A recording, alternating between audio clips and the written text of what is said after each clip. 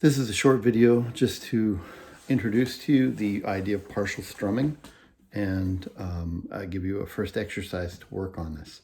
So the idea of partial strumming is instead of strumming all the notes to play a chord like C chord or F chord or G chord, you only strum some of the strings. So this way you can harmonize or accompany your melody. So if I wanted to play Twinkle Twinkle Little Star,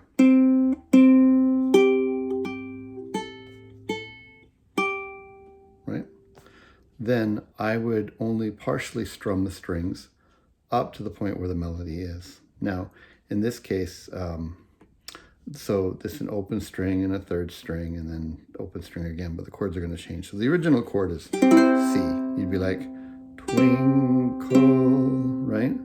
And then because we're not playing above the C on that first note, we only strum those first two notes or strings. And then for the next one, when I go up to the G, well, I have to add that note. It's part of the C chord, but I'm going to have to play it right there and then strum up to it. Right? Now I'm going to go to the A, but this is over an F chord, so I'll finger the F chord like this, and I'll strum all the way to the A.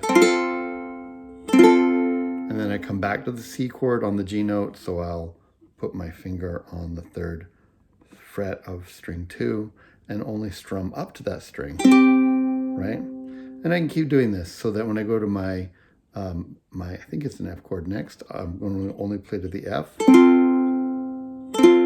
And then I'm going to play C chord, but since I know I'm not going to play up this far because I'm only going to an E, I won't even finger it.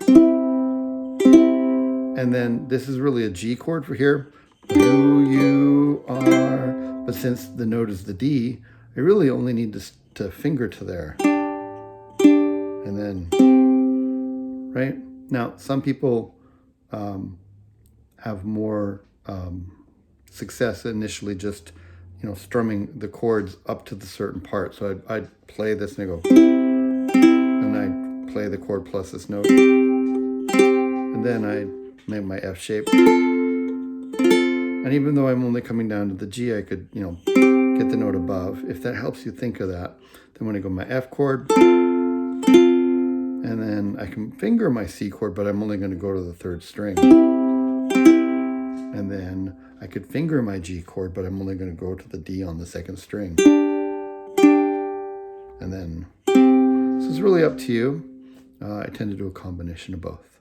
All right, so what should you be doing for first exercise is just to get used to having your thumb only strum a certain number of strings. And so what I would do is I'd finger a chord and I'd strum all 4 strings like this, right? Notice that my thumb is not coming all the way down here. It's staying pretty close right there like this, right? And then I'd strum only to the third string while still fingering the chord. And I know that without looking at my hand because I can feel the to the second string. I can feel the first string there. So it's like you trap your thumb on that last one right there. So not playing the first string, I'm resting there. And then I practice only doing the first 2 strings by resting on the third string. Right? And then 3 strings or the second string means I play through and get stuck on the first string and then all the way through all the strings. And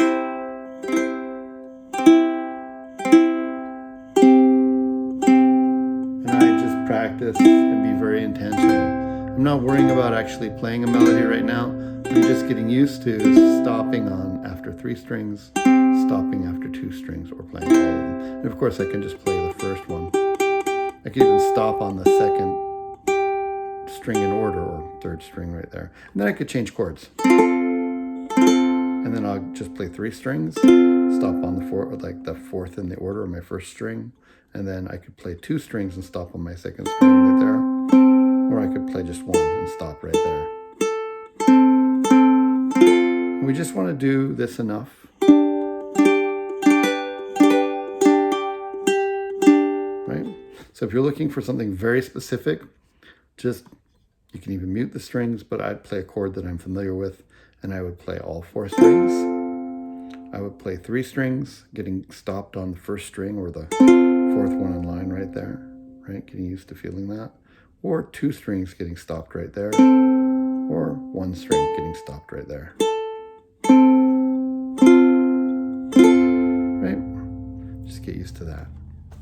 And then after you feel very comfortable with this, enough that you could change without disrupting that, then we can start talking about how to play melodies and figuring out which chords to go with them. And sometimes you play a chord, but the melody will include a note that's not in the chord. Like, so maybe I'm going F, like that. So you have to add an extra finger, but that's for later. First off, just this, okay?